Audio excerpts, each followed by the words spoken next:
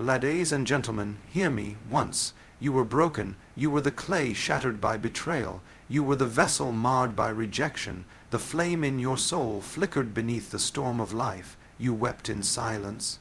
You bowed your head under the crushing weight of despair, and it seemed, yes, it seemed, like you would never rise again. But the Lord, the God of Abraham, Isaac, and Jacob, He was not done with you. He took the fragments.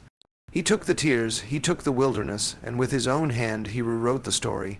No one can break you anymore. Why? Because what was breakable has already been broken, and what has emerged is not the old vessel, but a new creation.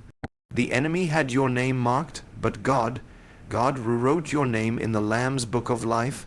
They tried to bury you, but they did not know you are a seed, and what they thought was death was only the beginning of resurrection. Let me tell you a mystery. Messiah, Yeshua, was broken for you, pierced for your transgressions, crushed for your iniquities, and when He rose not just in power, but as the unbreakable one, and if you are in Him, then so are you. They mocked you, they left you, they called you names, they prophesied your downfall, but the Lord said, I will restore the years the locust has eaten. He said, you will rise up with wings like eagles. He said, though you walk through fire, you shall not be burned. Now listen, because this is holy. The pain that once broke you now bows before you. The grave that tried to silence you is now the platform from which your voice declares, I am not what I was, I am redeemed, I am restored, I am unbreakable in Him. So let the winds blow. Let the world rage, let Babylon shake and empires fall. But you will stand, not because of your strength, but because you are hidden in the rock, and the rock cannot be broken. You were breakable. But not anymore. You are the child of the unshakable kingdom. You are the vessel of the living Spirit. You are no longer bound by what broke you. You are free, and no man, no demon, no fear, no past, no one can break you anymore. You were once broken, not just a little bruised, not just chipped at the edges, but broken in the way only the soul understands. The kind of brokenness that doesn't show up on X-rays, but is written across your silence, your sleepless nights, and your buried tears. You carried a smile while your heart carried weight. You showed strength while your spirit trembled in private. They didn't see it, but heaven did. God saw the cracks, the fractures, the bleeding places that no one else could tend to. There was a time when the words of people pierced you like arrows, a time when the opinions of others held power over your identity. You built your worth on shifting sands, what they thought, what they said, what they did or didn't do. When they walked away, you broke. When the door closed, you collapsed. When the dream failed, you questioned your value. You were a house built without a foundation, and every storm proved it. The enemy came in those moments. Not always with loud attacks, but with subtle whispers. You're not enough. You'll never be whole again. You're forgotten. He wrapped those lies in the disguise of your own thoughts and let them echo long enough for you to believe them. And when you believed them, you lived as if they were truth. You were once broken by disappointment, the kind that lingers long after the moment passes, promises made and never kept, expectations you dared to carry that came crashing down. You told yourself not to hope again because hope made you vulnerable. You told yourself not to feel too deeply because feeling brought pain. You were alive, but not truly living. You were broken by relationships. Trust misplaced, love offered and not returned. Some broke you with words, others with silence. You were broken in places you didn't even know existed. Deep layers of the heart you thought were protected, now left exposed. And maybe the worst of all, you were broken by yourself, by the shame of your own mistakes, by the guilt of roads you never meant to walk. You condemned yourself for what you did, and even more for what you didn't do. You tried to pray, but your own voice trembled with unworthiness. You tried to worship, but your hands felt too stained. You said, God, how can you use someone like me? And the silence was another weight added to your broken soul. But the story doesn't end there, because brokenness in the hands of God is never final. The same hands that formed the stars reached down to the dust of your ruin and began to shape something new. He did not discard the broken pieces, He gathered them. Every shattered part, every forgotten dream, every crushed hope. He collected them like treasures, because to him you were never garbage, you were never too far gone, you were always his. And here's the mystery: what the world calls broken, God calls ready. Ready to be rebuilt, ready to be renewed, ready to be filled, not with the empty promises of men, but with the fullness of his Spirit. He did not repair the old you. He resurrected you. You were buried in sorrow, but you rose in strength. You were pressed down, but not destroyed. You walked through the fire, but the fire refined you. You were broken, yes, but not beyond repair, not in the eyes of the one who made you. Now the voice of the accuser has lost its power.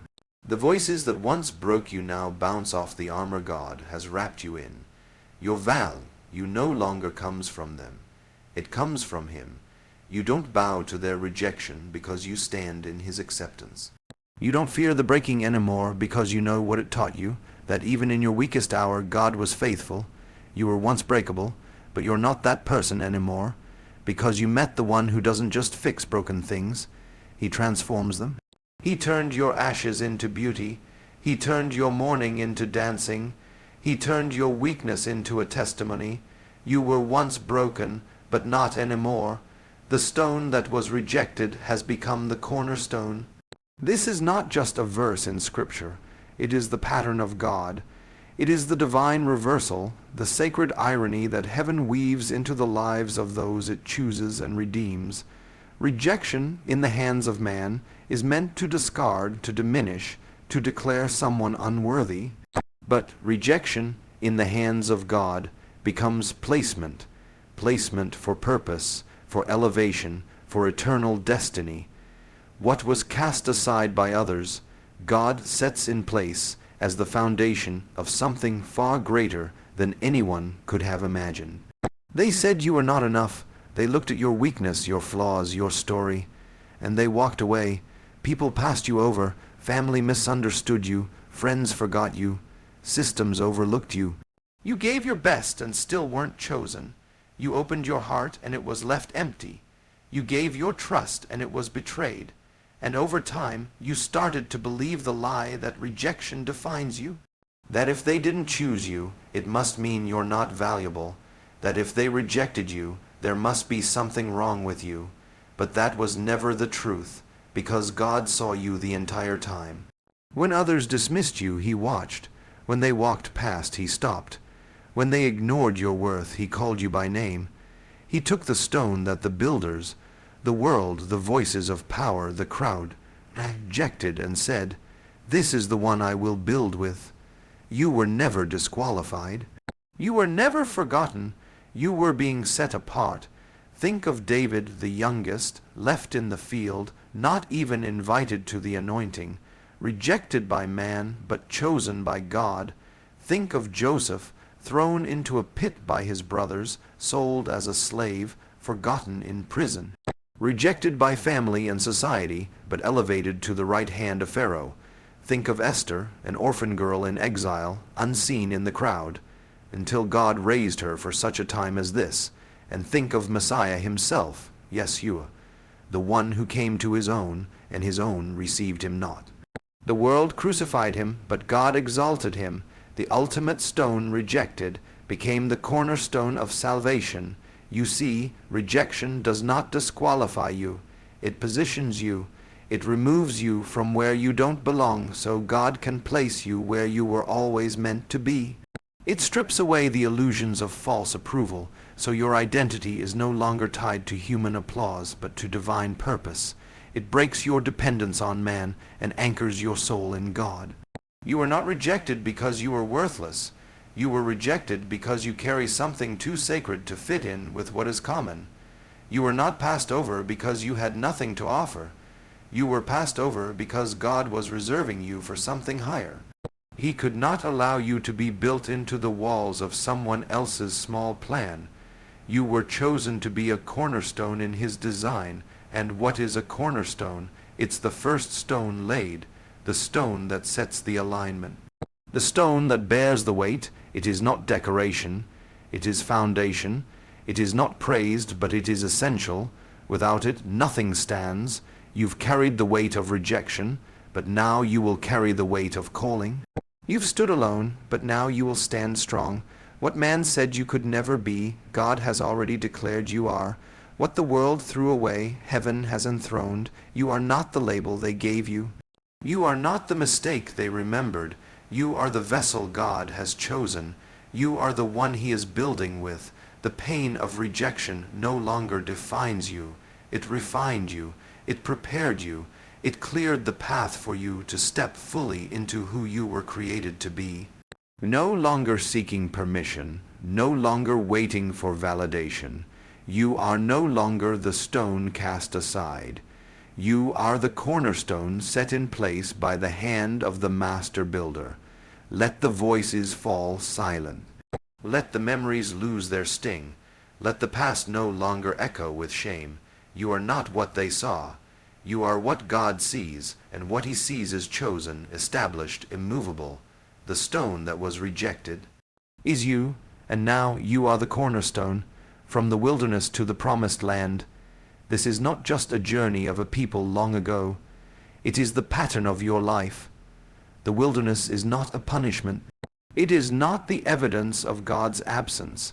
It is the very place where He reveals Himself most deeply, most powerfully, and most personally. The wilderness is where God takes those He loves to prepare them for what He has promised. You didn't end up in the wilderness by accident. It may have felt like a detour, like everything went off course, like the ground beneath your feet no longer made sense. You looked around and saw no clear path forward, just barrenness, silence, and trial. You prayed and didn't hear answers. You moved forward and hit walls. You gave all you had and still came up empty. The wilderness stripped you of what you thought you needed. It silenced the noise. It dried up the fountains that used to satisfy.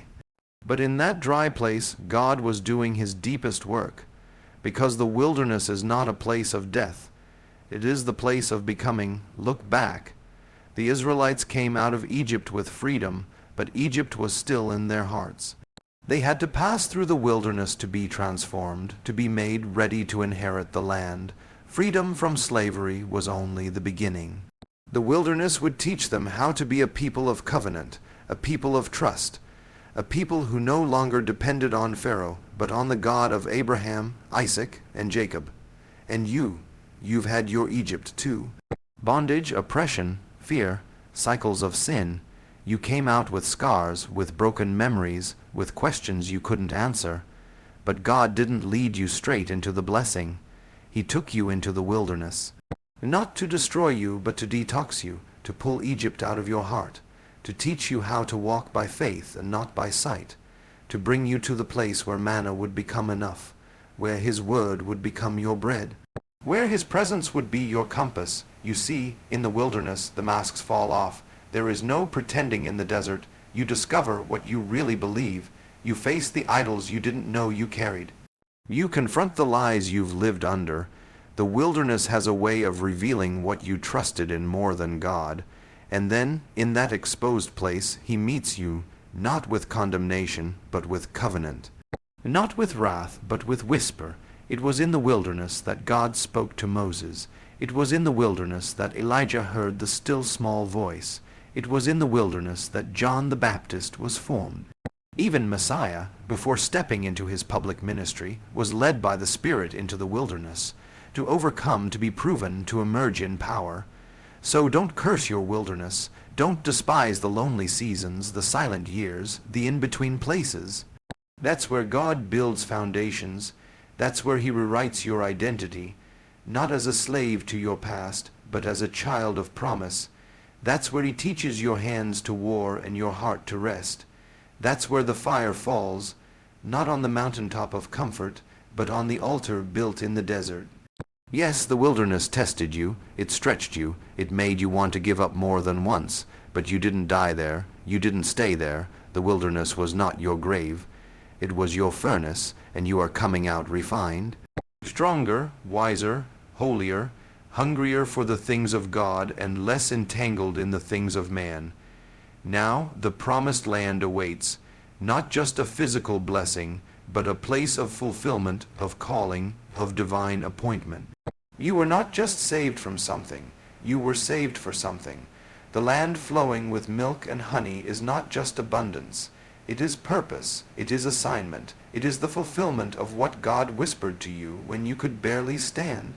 You will enter it not as who you were when you left Egypt, but as who you became in the wilderness. You will walk into promise carrying fire, not fear, carrying authority, not anxiety. You will remember the wilderness, but only to give glory to the one who sustained you through it. You came through the wilderness not because you were strong, but because God was faithful, and now you know, if He led you through that, there is nothing He will not lead you into, from the wilderness to the promised land. That is your story, that is your testimony, and it is only just beginning. The seals are broken, but you are not. We live in a world that is unraveling. The foundations are shaking, the systems are faltering, the old structures are falling one by one. The seals of revelation are being opened, and the earth groans with birth pangs. Wars and rumors of wars, famine, pestilence, rebellion, confusion. The very signs the scriptures foretold are now written across the headlines and etched into daily life. It is the hour of shaking, and everything that can be shaken is being shaken. But in the midst of the shaking, you must know this: though the seals may be broken, you are not. You were not built on the systems of this world. You were not founded on the culture or the economy or the opinions of men. You were founded on the rock. You were sealed, not with wax, not with ink, not with the temporary marks of man, but with the Spirit of the living God. And what God seals, no one can break. Look around and you will see it. Families are breaking, morals are crumbling, truth is being traded for lies, light for darkness. The nations rage and the peoples plot in vain. The storm is not coming, it is already here. But you, child of God, you are not called to fear the storm. You are called to stand in it. You were forged for this hour, not in comfort, but in fire, not in ease, but in consecration. The world around you may collapse, but you are not held together by the world. You are held together by the Word that does not change, the Word that was with God and was God, the Word that became flesh and dwelt among us. When everything else falls, the Word stands, and because you are in Him, you stand too. The seals are not symbols of doom for the believer. They are the signs of redemption drawing near. Each one is a trumpet, a reminder that the King is returning. You were not called to survive the shaking. You were called to shine in it, to be a light that cannot be hidden, a voice that will not be silenced, a witness that will not be broken. Yes, the enemy will try. He will come with pressure, with intimidation, with fear. He will tempt you to think the darkness is too deep, that the task is too heavy, that your heart is too weak. But what the enemy forgets is that you have already been through the breaking. You have already faced the fire. You have already known what it means to fall to your knees and cry out for mercy. And in that place, God did not crush you. He met you, He filled you, He sealed you. Now you carry something unshakable. You carry the presence of the Almighty. You carry the name of the Lamb. You carry the authority of the kingdom. And no matter what breaks around you, whether it be economies, relationships, governments, or even the plans you once held dear, you remain unbroken because your soul has been anchored to the one who cannot be moved. There is a seal on you, not made by man, not earned by merit, but placed by grace, a seal that declares, redeemed, set apart, beloved. That seal is not broken when trials come. It is not removed when persecution rises. It is not compromised when the world descends into chaos. That seal stands until the day of redemption, and it bears witness that you are His. You may have moments of weakness, but weakness is not the same as breaking. You may bend, but you will not snap. You may weep, but your tears are not a sign of defeat. They are the watering of the seeds that will bear fruit in due season. So do not fear when the seals break. Do not tremble when the earth groans. Do not run when the winds howl. Lift your head, for your redemption draws near. The world is shaking, yes, but this is the hour for which you were made. This is the moment the Spirit has prepared you for. You will not break, you will not bow, you will not be moved. The seals may be broken, but you remain sealed, you remain whole, you remain unshaken, because your name is written in a book that no man can erase. And your life is hidden in the one who reigns over every storm. There comes a moment when the enemy realizes he's lost his grip on you. At first, he doesn't believe it. He circles back like a thief returning to a house he once looted. He knocks on the same doors of fear, shame, and temptation he used to use. He whispers the same lies. You're still weak. Nothing's changed. You'll fall again. But this time, something is different. You don't answer the door. You don't take the bait. You don't bend to the old chains, because the person he used to torment doesn't live here anymore. You've been through too much to go back. You've cried too many tears to turn around. You've fought too many battles to lay down your sword now. And most of all, you've encountered the living God. And once you've tasted that kind of love, that kind of power, that kind of truth, nothing else will satisfy. The enemy can throw everything he has, but it's too late. You're not who you used to be. You've crossed over. You've been transformed. There was a time when the attacks broke you, when the lies found a home in your heart. When you believed you were unworthy, unloved, unredeemable, you wore shame like a second skin and guilt like a chain. You carried wounds that never seemed to heal, and every time the enemy whispered, "This is who you are," you believed him. But not anymore, because God stepped in. He didn't just pull you out of the pit. He taught you how to fight. He didn't just rescue you.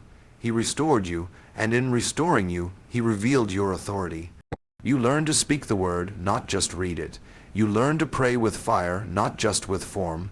You learned that praise is not a feeling, it's a weapon. You learned that when you worship in the valley, the enemy trembles more than when you sing on the mountaintop. And now, you don't just survive spiritual warfare. You walk into it with confidence, because you know who you are, and more importantly, you know whose you are. The one who used to run from darkness now carries light that drives it out. The one who used to beg for deliverance now declares freedom over others. You've been through the fire, and you came out with authority. This is the moment the enemy dreads, not when you go to church. Not when you sing the songs, but when you believe the word. When it moves from your lips into your spirit and becomes your reality.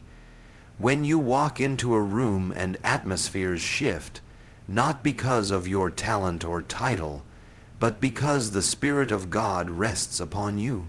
You are no longer easy prey. You are a warrior. You are an intercessor.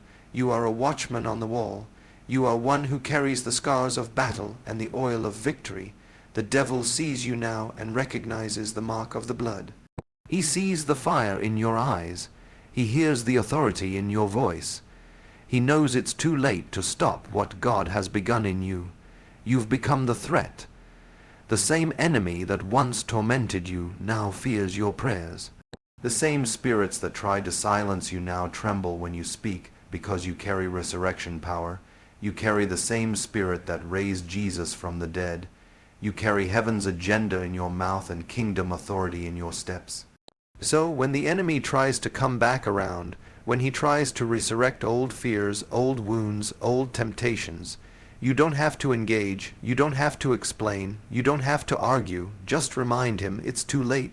You already tried that. I already overcame. I'm already free. You had your chance, and you lost. You are no longer on the defense. You're on the offense. You've shifted from victim to victor, from the hunted to the hunter. You don't flinch anymore. You don't back down. You've been forged in fire, anointed in secret, and commissioned by heaven. Your very existence is a testimony that hell failed. Yes, the enemy will still try. But he knows the truth now. He's not just dealing with someone who knows Scripture. He's dealing with someone who lives it. Not someone who quotes verses, but someone who embodies them. He sees that the one who lives in you is greater than anything he can throw at you. And that's when he knows it's too late. He can't break you anymore. You've already been made whole. You've already won.